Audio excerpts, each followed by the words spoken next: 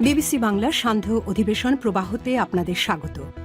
আজ আপনাদের সাথে লন্ডন স্টুডিও থেকে আছি মানসী বড়ুয়া। বাংলাদেশের সর্বশেষ গুরুত্বপূর্ণ আপডেট সংবাদে আপনাকে স্বাগত। শুরুতেই সংবাদ শিরোনাম, পরে বিস্তারিত।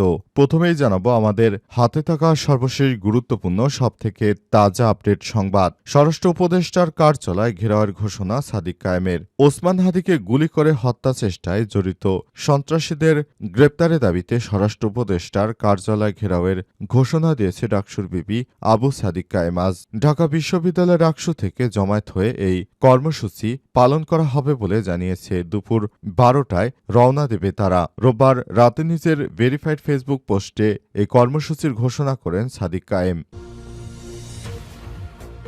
এরপর জানাবো, জনসংযোগ চলাকালে অটোরিকশা দুর্ঘটনায় আহত আব্দুল হান্নান মাসুদ। জাতীয় নাগরিক পার্টি এনসিপির সিনিয়র যুগ্ম মুখ্য সমন্বয়ক ও নোয়াখালী ৬ হাতিয়া আসনের প্রার্থী আব্দুল হান্নান মাসুদ দুর্ঘটনায় আহত হয়েছে। আজ ওই ঘটনা ঘটে হাতিয়া পৌরসভার ৩ নম্বর ওয়ার্ডের পুরাতন বাজার এলাকায়।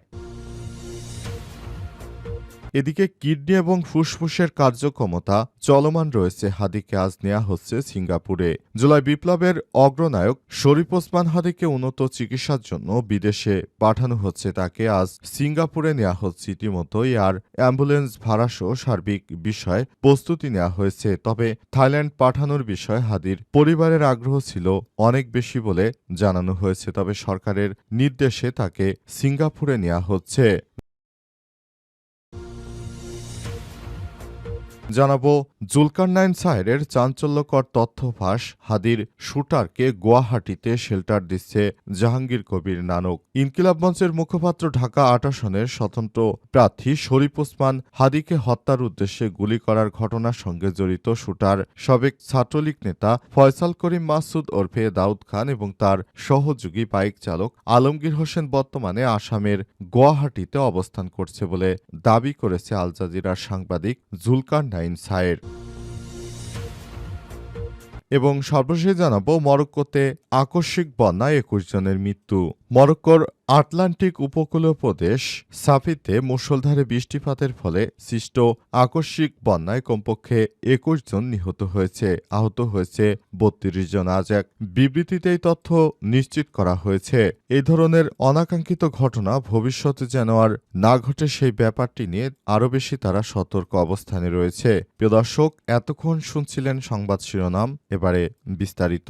তবে তার আগে বন্ধুরা, অনুরোধ থাকবে এই সংবাদটিতে একটি লাইক দিন। এই চ্যানেলে আপনি নতুন হয়ে থাকলে আমাদের সংবাদটি দেখতে দেখতে চ্যানেলটি সাবস্ক্রাইব করে রাখুন। কমেন্ট করে বন্ধুরা আপনার মূল্যবান মতামত জানিয়ে দিন আপনি বিশ্বের কোন দেশ থেকে বা বাংলাদেশের কোন স্থান থেকে আমাদের সংবাদটি দেখছেন এবং শুনছেন। আর বন্ধুরা, এই সংবাদটি আপনার সোশ্যাল মিডিয়া ফেসবুকে শেয়ার করে বন্ধুদেরও দেখার সুযোগ করে দিন। এবারে বিস্তারিত।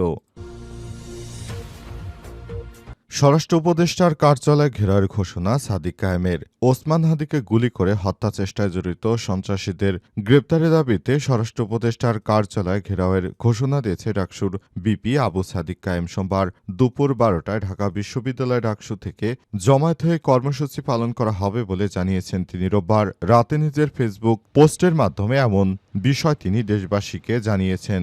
এ সময় সাদিক কায়েম জানিয়েছেন, যারা এতদিন ধরে আসলে এমন সন্ত্রাসীদের গ্রেপ্তার করতে পারেনি তাদের বিরুদ্ধে আমাদের এই আন্দোলন। রোববার রাতে নিজের ফেসবুক পোস্টে কর্মসূচি ঘোষণা দেন সাদিক কায়েম। পোস্টে তিনি লিখেছেন, ওসমান হাদিকে গুলি করে হত্যা চেষ্টায় জড়িত সন্ত্রাসীদের দ্রুত গ্রেপ্তার, দেশব্যাপী অভিযান চালিয়ে সকল অবৈধ অস্ত্র উদ্ধার এবং নিষিদ্ধ ঘোষিত সন্ত্রাসীদের গ্রেপ্তারের দাবিতে স্বরাষ্ট্র উপদেষ্টার কার্যালয় ঘেরাও করা হবে এবং স্বরাষ্ট্র উপদেষ্টাকে আমরা সর্বশেষ মেসেজ দিতে চাই, তিনি যেন তার জায়গা থেকে আরও বেশি সোচ্চার হন। তা না হলে দেশের অভ্যন্তরে যে ধরনের বিশৃঙ্খল পরিস্থিতি তৈরি হচ্ছে এর থেকে পরিত্রাণ পাওয়া অতটা সহজ হবে না। স্বরাষ্ট্র উপদেষ্টাকে আরও বেশি কঠোর হতে হবে, দায়িত্বশীল ভূমিকা পালন করতে হবে। দেশের প্রতিটি জায়গায় জায়গায় এই অভিযান অব্যাহত রাখতে হবে এবং দেশের অভ্যন্তরে যে ধরনের বিশৃঙ্খল পরিস্থিতি তৈরি হচ্ছে সন্ত্রাসীদের দ্রুত আইনে বিচার করতে হবে। তা না হলে দেশের অভ্যন্তরে আর এ বিশৃঙ্খল পরিস্থিতি কিন্তু শেষ হবে না এবং এভাবে বাংলাদেশকে আমরা চলতে দিতে পারি না। এ অবস্থায় বাংলাদেশের প্রতিটি মানুষ আরও বেশি সক্রিয় রয়েছে এবং তারা চায় দেশটাকে সুন্দরভাবে সাজাতে, কিন্তু সরকারের এহেন কর্মকাণ্ডের কারণে সবাই আরও বেশি হতাশার মধ্যে পড়েছে। জনসংযোগকালে অটোরিকশা দুর্ঘটনায় আহত আব্দুল হান্নান মাসুদ। জাতীয় নাগরিক পার্টি এনসিপির সিনিয়র যুগ্ম মুখ্য সমন্বয়ক নোয়াখালী ৬ হাতিয়া আসনের প্রার্থী আব্দুল হান্নান মাসুদ দুর্ঘটনায় আহত হয়েছে। আজ বিকেলে এই ঘটনা ঘটে। হাতিয়া পৌরসভার ৩ নম্বর ওয়ার্ডের পুরাতন বাজার এলাকায় এই ঘটনা ঘটে। প্রত্যক্ষদর্শীদের তথ্য অনুযায়ী জনসংযোগ চলাকালে পিছন থেকে একটি অটোরিকশা এসে তার বাম পায়ের উপর উঠে যায়। হাতিয়া উপজেলা যুব শক্তির আহ্বায়ক মোহাম্মদ ইউসুফ রেজা জানান, প্রাথমিকভাবে তিনি হালকা অসুস্থ হলেও গণসংযোগ চালিয়ে গেছেন। পরে স্বাস্থ্য সমস্যা দেখা দেয়। বর্তমানে তিনি বিশ্রামে রয়েছেন। নোয়াখালী ৬ হাতিয়া আসনে এনসিপির মনোনীত প্রার্থী আব্দুল হান্নান মাসুদ গণসংযোগ করতে গেলে তিনি এই হতাহতের মধ্যে পড়েন। তখন তিনি যুবক মানুষ, যেহেতু তখন তিনি সমস্যাগুলো না দেখলেও পরবর্তীতে এই সমস্যাগুলো সামনে আসে এবং তিনি সবকিছু করেছেন।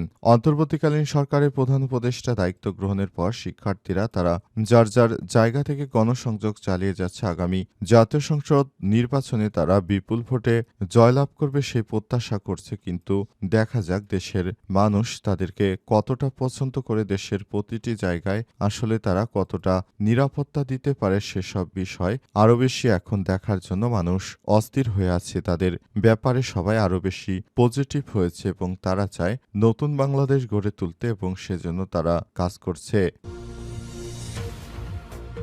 হাদিকে আজ নেওয়া হচ্ছে সিঙ্গাপুরে। কিডনি এবং ফুসফুসের কার্যক্ষমতা চলমান। জুলাই বিপ্লবের অগ্রনায়ক শরীফ ওসমান হাদিকে উন্নত চিকিৎসার জন্য বিদেশে পাঠানো হচ্ছে। তাকে আজ সোমবার দুপুরে সিঙ্গাপুর নেওয়া হচ্ছে। ইতিমধ্যে এয়ার অ্যাম্বুলেন্স ভাড়াসহ সার্বিক বিষয়ে প্রস্তুতি নেওয়া হচ্ছে। তবে থাইল্যান্ডে পাঠানোর বিষয়ে হাদির পরিবারের আগ্রহ বেশি ছিল বলে জানা গেছে। গতকাল প্রধান উপদেষ্টা ডক্টর ইউনূসের নির্দেশে সংস্কৃতি উপদেষ্টা মোস্তফা সরোয়ার ফারুকী, প্রধান উপদেষ্টার স্বাস্থ্য বিষয়ক সম্পাদক বিশেষ সহকারী অধ্যাপক doctor Saidur Rahman, ever care হাসপাতালের বিশেষজ্ঞ ডক্টর জাফর ওসমান হাদির ভাই ওমর বিন হাদির মধ্যে জরুরি কনফারেন্সে এ বিষয়ে সিদ্ধান্ত গ্রহণ করা হয়। এর আগে 2 দিন ধরে হাদির চিকিৎসার জন্য সরকার সিঙ্গাপুর, থাইল্যান্ড ও মালয়েশিয়ায় কয়েকটি হাসপাতালে যোগাযোগ করে এবং সেখানে নিয়ে হাদিকে উন্নত চিকিৎসা দেওয়ার কথা বলা হয়েছে। তবে সরকারের পক্ষ থেকে সব বিষয় বলা হলেও হাদির পরিবার থেকে বলা হয়েছে তাকে যেন থাইল্যান্ডে নেওয়া হয়। এরপর সরকার থাইল্যান্ডে নেয়ার সিদ্ধান্ত নেয়। আবার তার পরিবারের পক্ষ থেকে আজ জানানো হয়েছে সিঙ্গাপুরে চিকিৎসায় ভালো, সিঙ্গাপুরে যেন তাকে নেওয়া হয়। আবার তাকে সিঙ্গাপুরে নেয়ার ব্যাপারে নির্দেশ দিয়েছেন অন্তর্বর্তীকালীন সরকারের প্রধান উপদেষ্টা professor doctor Mohammad Yunus. Doctor Mohammad ইউনূসের সরকার আরও এই বিষয়গুলো আজ নিশ্চিত করে জানিয়েছেন, এই অনাকাঙ্ক্ষিত ঘটনার জন্য আমরা গভীরভাবে দুঃখিত। সাইরের চাঞ্চল্যকর তথ্য, হাদির শুটারকে গুয়াহাটিতে শেল্টার দিচ্ছে জাহাঙ্গীর কবির নানক। ইনকিলাব মঞ্চের মুখপাত্র ও ঢাকা ৮ আসনের স্বতন্ত্র প্রার্থী শরীফ ওসমান হাদিকে হত্যার উদ্দেশ্য গুলি করার ঘটনার সঙ্গে সঙ্গে জড়িত শুটার সাবেক ছাত্রলীগ নেতা ফয়সাল করিম মাসুদ ওরফে দাউদ খান এবং তার সহযোগী বাইক চালক আলমগীর হোসেন বর্তমানে আসামের গুয়াহাটিতে অবস্থান করছে বলে জানিয়েছে আল জাজিরা সাংবাদিক জুলকারনাইন সায়ের। সেই ফয়সালকে নিয়ে এবার তিনি দিয়েছেন নতুন তথ্য।